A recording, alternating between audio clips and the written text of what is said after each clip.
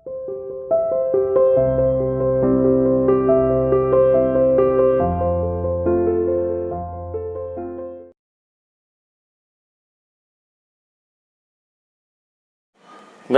Once again बेटा।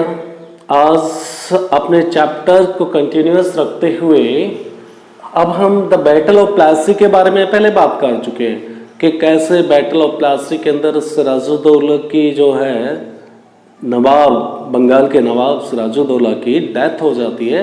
He was executed, ठीक है ना, by the east India Company. और उसके बाद में सिराजुद्दौला की जो कमांडर थे, आर्मी के कमांडर थे, जो उनके साथ में मिल गए थे ईस्ट इंडिया कंपनी के साथ में, उनको मीर जाफर को नवाब बना दिया जाता है बंगाल का। मीर जाफर भी बहुत दिनों तक उनके कहे के अनुसार नहीं चल पाते हैं, ठीक है ना। वो क्या चाहते थे भाई, ब्रिटेन से जो आई हुई ईस्ट इंडिया कंपनी को क्या है, मैक्सिमम आपके इंडिया के रिसोर्सेज को यूटिलाइज करना था, और साथ साथ में रिसोर्सेज के साथ वो ड्यूटी फ्री, टैक्स फ्री काम करना चाहते थे, और रेवेन्यू, यहाँ के जो ज़मीन का रेवेन्यू है वो खुद कलेक्ट करना चाहते थे। लेकिन ये सब कुछ नवाब, कोई भी नवाब नहीं दे पाता था, और उनको फिर मीर जाफर को हटा के मीर कासिम को बना दिया नवाब, ठीक है ना, बंगाल का नवाब बना दिया। अल्टीमेटली मीर कासिम के सामने भी द सब्जेक्ट मतलब वहाँ की जो जनता है वो उसके सामने अपनी डिग्निटी को मेंटेन रखना होता था, और इनके रहते हुए, ईस्ट इंडिया कंपनी के रहते हुए, किसी भी नवाब की डिग्निटी नाम की कोई चीज मेंटेन नहीं होने देते थे। अल्टीमेटली हुआ क्या फिर, उसके बाद में ये बात होती है, अगर हम बात करें 1765 के अंदर, जो मुगल के एम्परर थे उन्होंने जो कंपनी को ही प्रोविंसेस का दीवान अपॉइंटमेंट कर दिया। कंपनी ही अब प्रोविंसेस की दीवान होगी, बंगाल के पूरे प्रांत की दीवानगी कंपनी के पास होगी। दीवानगी की मतलब ये हुआ कि वहाँ के सारे राइट्स अब कंपनी के पास आ जाते हैं, चाहे तो वास्ट रिसोर्सेज की बात करें, इसके साथ ही रेवेन्यू कलेक्ट करने की बात आ जाती है, ठीक है ना। अब पूरे सारे राइट्स अपने पास में आ जाते हैं। तो ये तो हुआ, हम बात करें बैटल ऑफ प्लासी के जो परिणाम हुए उसकी बात कर रहे हैं, ठीक है ना। लेकिन इसके बाद में भी ये they were not satisfied, I am talking about the British East India Company. और उसके बाद में पीरियड आता है, कंपनी ऑफिशियल्स को ऐसा लगता है कि ये जो नवाब है ना यार, हम खुद ही नवाब क्यों ना बन जाए, हम खुद नवाब बन जाते हैं यहाँ के। मैं बात कर रहा हूँ बंगाल के नवाब की बात कर रहा हूँ।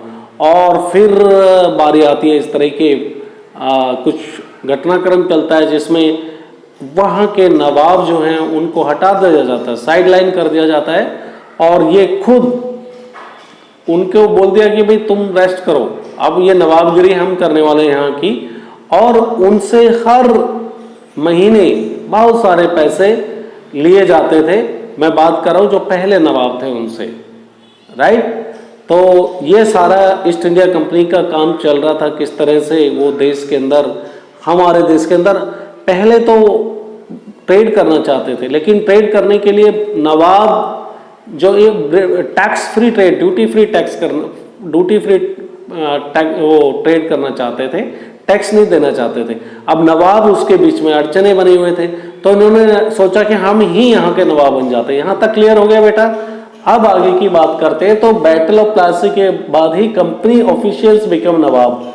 कंपनी के जो ऑफिशियल्स हैं, कंपनी के अधिकारी, सर्वेंट्स, वो खुद नवाब बनने शुरू कर देते हैं, अलग अलग रजवाड़े के, कि हम नवाब होंगे।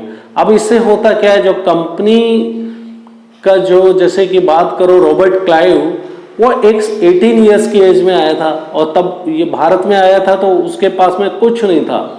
और लेकिन अब रॉबर्ट क्लाइव ने 1743 में वो भारत में आए थे, ठीक है ना, मद्रास के अंदर।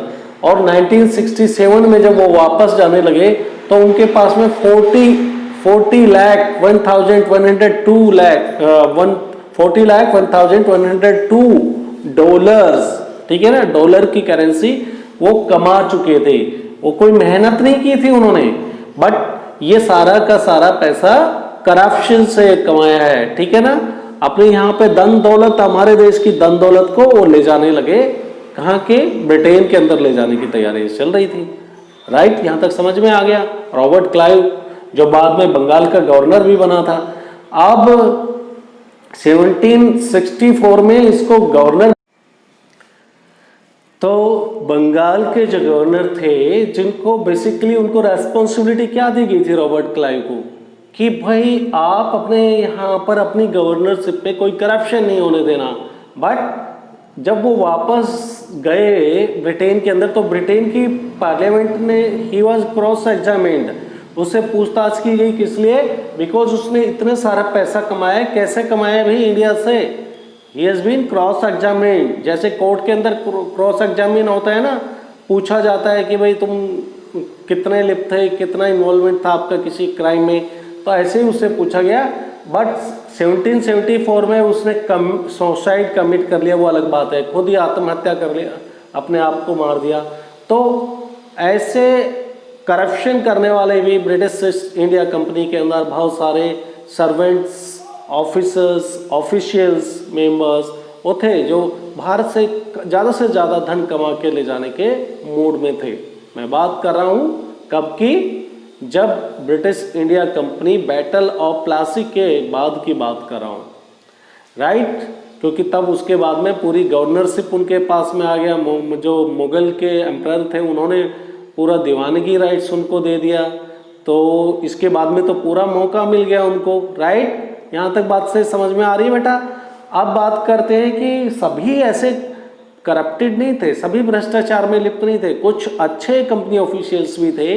बट सबका पर्पज मोर और लेस इतना तो था कि जितना हो सके यहाँ से पैसा कमाया जाए। ठीक है ना? वो यहाँ से पैसा कमा के जाना चाहते थे। Many of them were from humble background, उनका बैकग्राउंड अच्छा था कभी का, और बहुत सारे अच्छे लोग थे। They died in the war, और या किसी बीमारी के कारण, या तो लड़ाइयों में मारे गए या कुछ बीमारी से चले गए। और जो बचे उनका मेन पर्पस था to earn maximum profit from India. ठीक है ना? जितना ज़्यादा से ज़्यादा हो सकता है। और इसके बाद में हम देख सकते हैं कि ये जो नवाब, इन्होंने अपना, जैसे कि हम भारत में नवाब बोलते हैं, उनका अपना प्रोनाउंसिएशन नवाब को नवाब बोलते थे। ठीक है ना? ये इंग्लिशाइज वर्जन है, उनका अंग्रेजी में बोलने का तरीका है। ठीक है ना? उनके भाषा में। और अपने आप को अपस्टार्ट, सोशल क्लाइंबर्स, हर कोई अपने मतलब इनको इस नज़र से देखा जाता था कि यहाँ पर इंडिया में जब आए, इनका पर्पस था कि सीढ़ियाँ चढ़ के ऊपर तक चढ़ो, ऊपर तक जाइए, यानी कि हाइट, कामयाबी की हाइट की बात कर रहे हैं।